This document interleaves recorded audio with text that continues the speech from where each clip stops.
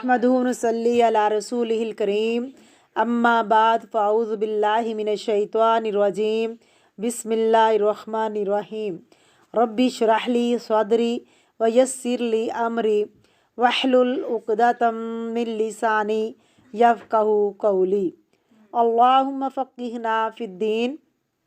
सूरतुल बक़रा आयत नंबर 42। लफ्ज़ी तर्जमा।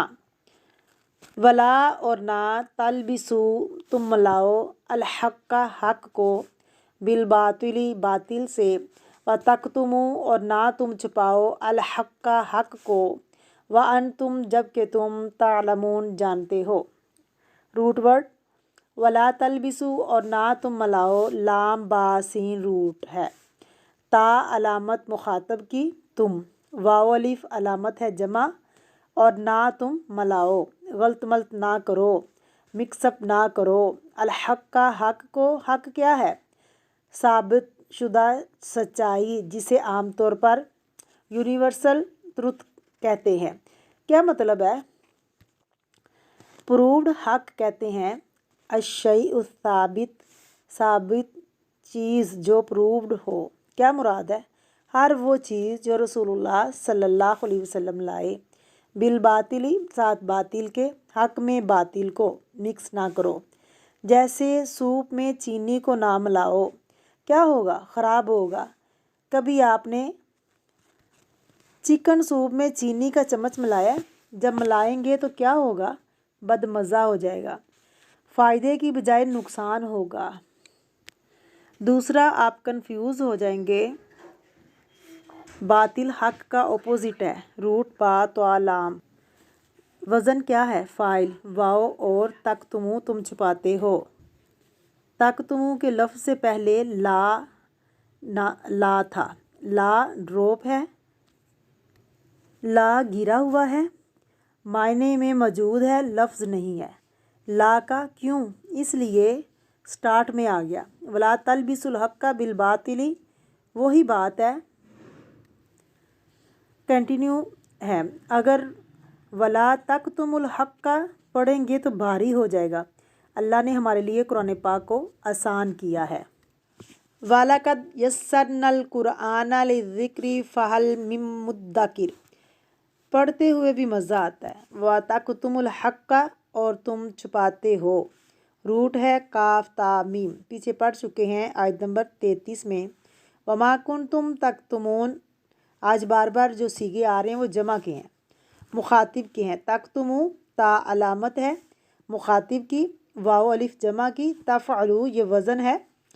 जैसे आप किचन में काम करते हुए स्केल इस्तेमाल करते हैं या अंदाज़ा करते हैं, मसलन हर चीज़ को नाप तोल कर करते हैं। तो थोड़ा सा इल्मी दुनिया में नाप तोल स्टार्ट कर दें। ज़्यादा अच्छा काम करना है तो वैसे तो तुक्के से भी तर्जमा हो जाता है, लेकिन इल्मी दुनिया में तुक्के नहीं चलते। प्रूफ बात होनी चाहिए। तफ़अलु में दरमियान का फ़ा आइन लाम रूट है, वाओ और अलिफ अलामत है जमा की। शुरू का ता हाजिर शख्स के लिए, मुखातिब के लिए। अब आप देखिए तकतुमु, अरबी ज़ुबान बहुत साइंटिफिक लैंग्वेज है। औज़ान का आपको पता चल जाए, असल लफ्ज़ का इल्म हो जाए तो किसी भी चीज़ को उसके पैमाने में फ़िट कर सकते हैं। इसलिए रूट सिखाए जाते हैं कि लफ्ज़ की ओरिजिन का आपको पता होना चाहिए। अच्छा, ये जो तलबिसु का लफ्ज़ है, इसमें आपने लिबास का लफ्ज़ पढ़ा होगा। लिबास क्या है? ढांप देता है। तो लाबासा यलबिसु का मायना लिबास ओढ़ना। व अंतुम, हालांकि तुम, तालमून जानते हो। यहाँ ता सामने वाले के लिए आइन लाम मीम रूट है। वाव नून जमा की अलामत है। वाव अलिफ की तरह वाव नून भी जमा की अलामत है। तफसीर वला तलबिसुल हक़्क़ बिल बातिली, हक़ को बातिल से ना मिलाओ।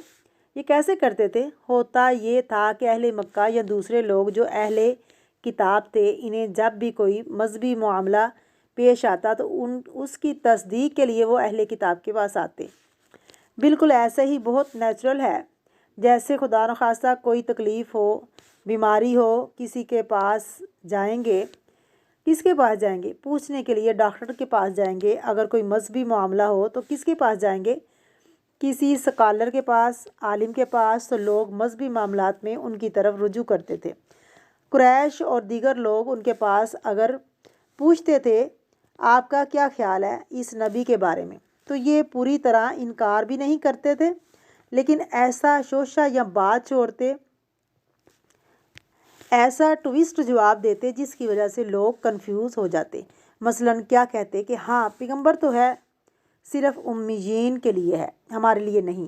آج بھی یہی کہتے ہیں۔ ان میں سے بعض لوگ محمد صلی اللہ علیہ وسلم کو نبی مانتے ہیں، قرآن پاک کو بھی الہامی کتاب مانتے ہیں، اسلام کو الہامی مذاہب میں شمار کرتے ہیں، لیکن کیا کہتے ہیں کہ وہ صرف عربوں کے لیے تھے، امیین کے لیے ہیں، سب کے لیے نہیں۔ حق اور باطل کو غلط ملط کر کے پیش کرنا، اصل بات نہ کرنا، لوگوں کو کنفیوز کرنا کہ لوگ شبے میں پڑ جاتے ہیں۔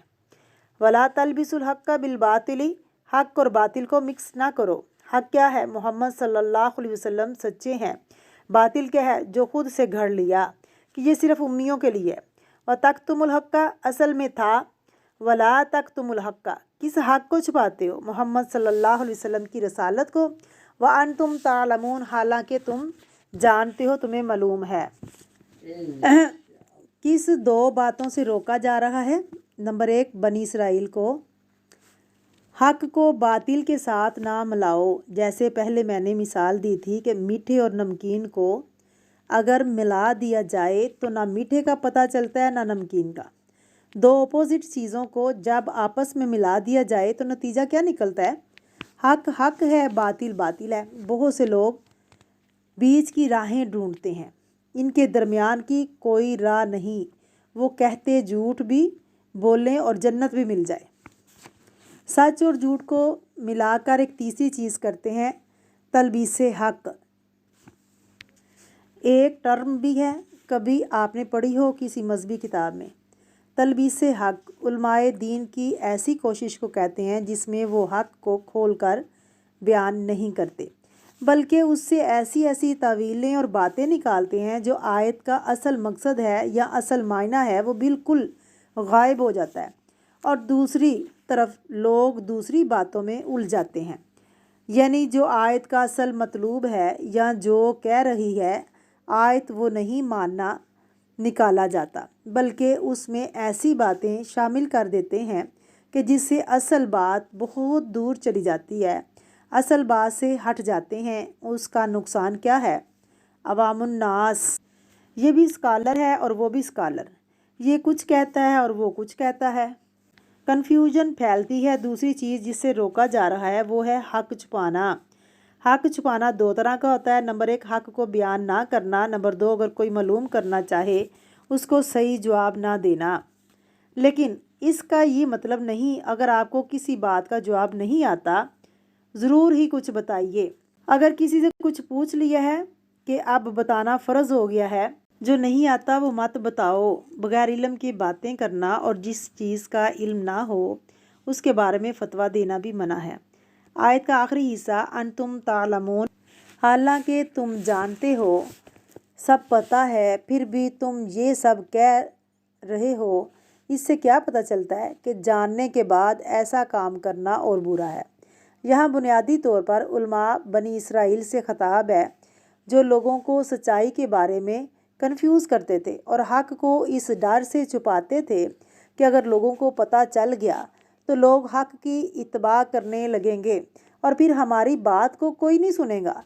ان کا فائدہ اس میں تھا کہ لوگ اپنی خواہشات کی پیروی کرنے لگیں، یہ ان کے سردار بنے رہیں، اور لوگوں کو علم ہو گیا کہ پھر ان کی باتیں کون سنے گا اگر لوگوں کو حق معلوم ہو گیا۔